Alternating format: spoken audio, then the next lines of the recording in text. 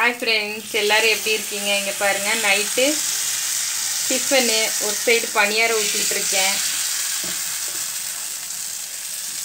பாருங்க பனியாரம் சூப்பரா வருது பாருங்க. ஒரு செட்டிங்க ஊத்தி போட்டு வச்சிருக்கேன் பாருங்க இந்த சைடு. பனியாரம் அப்புறம் தோசை. இந்த சைடு பாருங்க. இந்த சைடு தோசை ரெடி ஆயிட்டு இருக்கு. பாருங்க இந்த சைடு தோசை, இந்த சைடு பனியாரம், இந்த சைடு வந்து கொஞ்சம் கொத்தமல்லி இருந்தது, அது தேங்காய் பொட்டுக்கடலை கொஞ்சம் புளி எல்லாம் போட்டு அரைச்சி வச்சுருக்கேன்.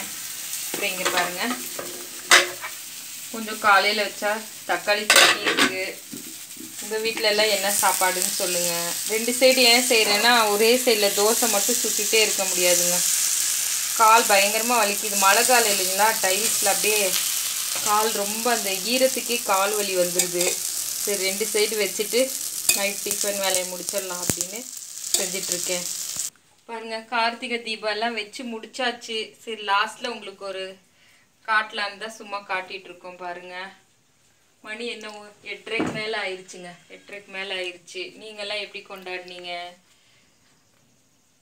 எல்லோரும் சிறப்பாக கொண்டாடிருப்பீங்கன்னு நினைக்கிறேன். Bye friends.